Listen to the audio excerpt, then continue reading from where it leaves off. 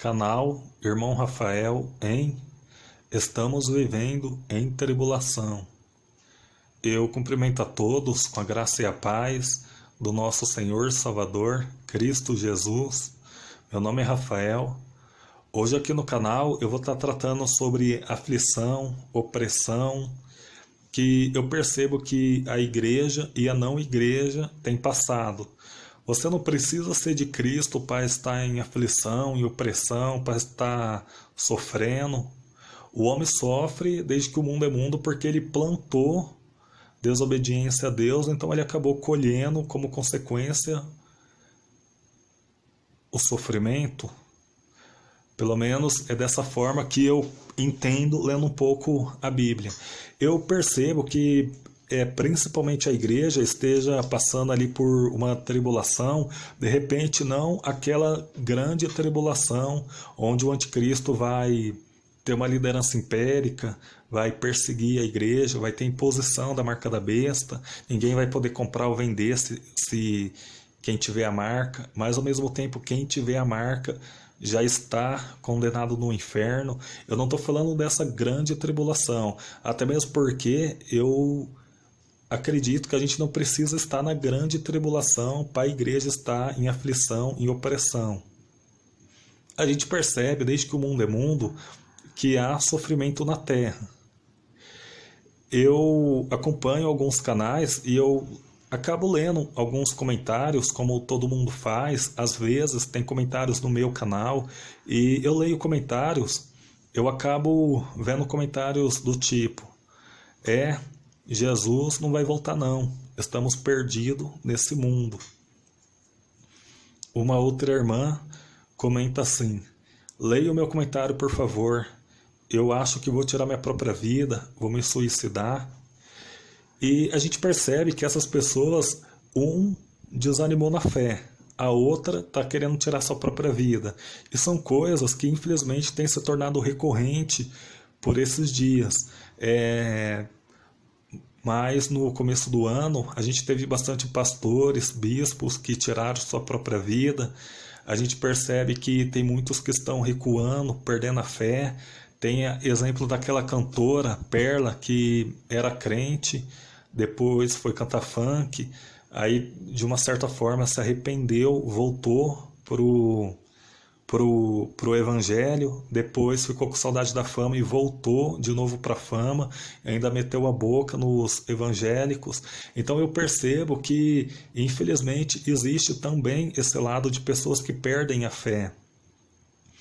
O que eu quero estar colocando aqui é: quando a gente acaba passando por um momento de aflição, opressão, a gente acaba sofrendo, será que, porque infelizmente eu já vi absurdos de pessoas culpar a Deus pelo seu próprio sofrimento? Infelizmente eu já testemunhei isso, e a gente tem que fazer uma autoanálise, porque geralmente quando a pessoa ela vai fazer uma autoanálise, ela sempre se define da melhor forma possível, e às vezes quando vai falar do seu próximo acaba encontrando 1000 defeitos. Mas aí eu faço uma pergunta: e quando o problema está em nós? Por que o problema tem que ser sempre o meu próximo e não eu? Por que o meu próximo tem que mudar e eu não tenho que mudar? Irmãos, a Bíblia fala que o homem, ele colhe aquilo que ele planta. Por exemplo, se você plantar uma mentira, você vai colher uma mentira. Se você plantar uma inimizade, você vai colher uma inimizade.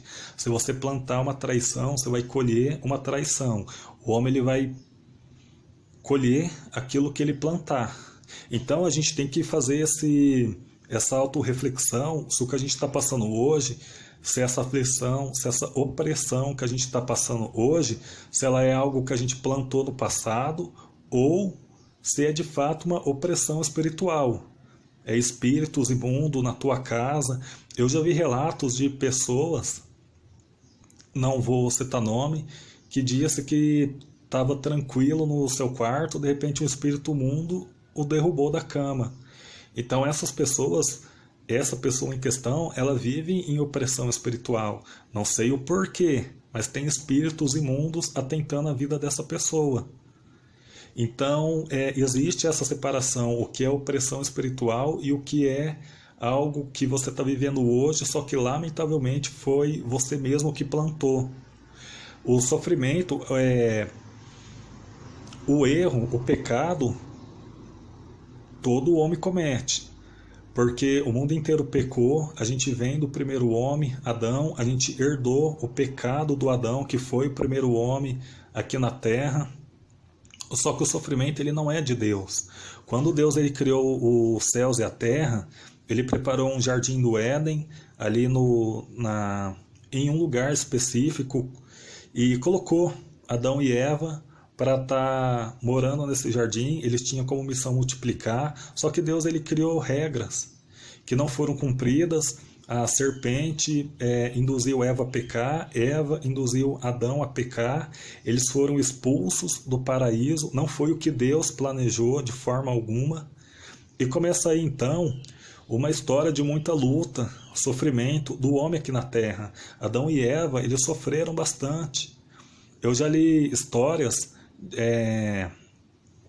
de livros apócrifos que Adão e Eva eles se escondiam dentro de caverna porque Satanás se disfarçava de anjo de luz, falando que era Deus e pedindo para que Adão e Eva o adorassem.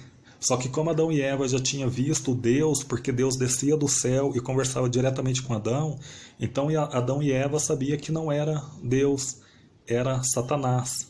Então Adão e Eva eles colheram aquilo que eles plantaram. E outra coisa, no Antigo Testamento a gente percebe que os antigos eles sofriam, na minha humilde opinião, muito mais do que nós. Antigamente ninguém tinha ali garantia de sobrevivência.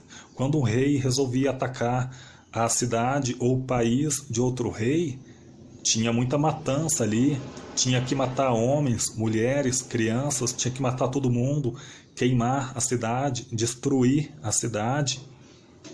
Em praticamente todos os livros do Antigo Testamento, o homem ele desobedece a Deus, mas o Senhor Deus ele sempre acaba perdoando.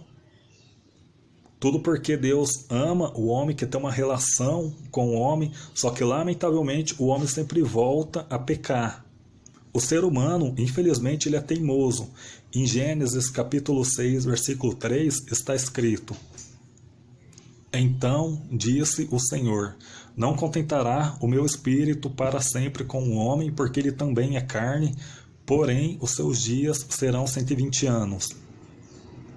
E se nós formos analisar, é mais do que justo que a vida do homem aqui na Terra tenha de fato um começo, meio e fim. Porque desde que o mundo é mundo e desde que o homem vive nesse mundo, existem mortes, adultérios, prostituições, roubos, estupros, guerras. Agora vocês imaginem um Deus santo assistindo tudo isso do céu. A palavra do Senhor diz em Romanos capítulo 6, versículo 23, porque o salário do pecado é a morte, mas o dom gratuito de Deus é a vida eterna, por Cristo Jesus, nosso Senhor. E por falar na vida eterna em Cristo Jesus, vamos falar um pouquinho dele aqui rapidamente. Vendo que o homem era mau e desobediente, o Senhor Deus ele teve um plano de salvação para o homem. Ele sacrificou o seu próprio filho por nós, que era tudo o que ele mais amava. Jesus ele veio à terra nos mostrar o caminho que leva para o céu, mas ele fez algo a mais por nós. Ele morreu em nosso lugar. Em João capítulo 3, versículo 16, está escrito: Porque Deus amou o mundo de tal maneira que deu o seu Filho unigênito para que todo aquele que nele crê não pereça, mas tenha a vida eterna. De lá para cá, desde que Cristo morreu, muita coisa aqui no mundo mudou. A forma de se governar, leis, regras, muitos países foram descobertos, inclusive o Brasil, que não existia na época de Cristo. E chegamos nos tempos de hoje. Modernidade, democracia, tecnologia, TV, rádio, internet. Nós, brasileiros, não pegamos aquele tempo onde os cristãos eram levados a campo e mortos por simplesmente serem cristãos. Nós, brasileiros, não moramos nos mais de 50 países que matam os cristãos. Estamos ainda numa situação de conforto, mas por mais que a gente venha viver nessa situação de conforto, a gente vive sim em opressão. Olha só a situação aqui do nosso país.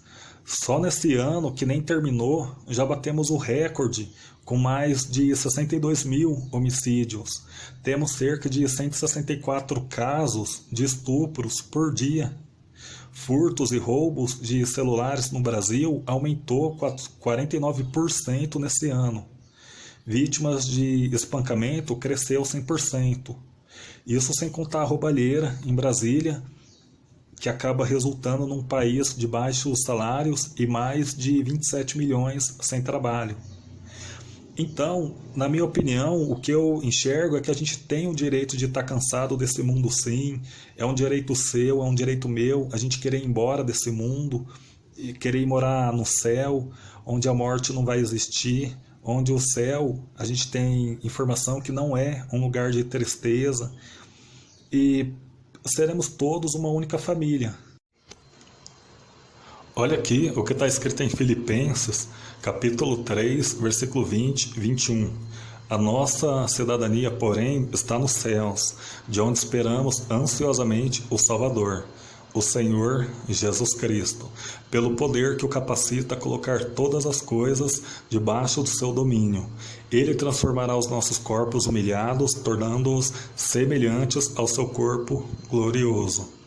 Eu gosto desse versículo porque aqui explica que está na lata que a igreja vai herdar o reino dos céus. Aqui deixa bem claro, a nossa cidadania está nos céus.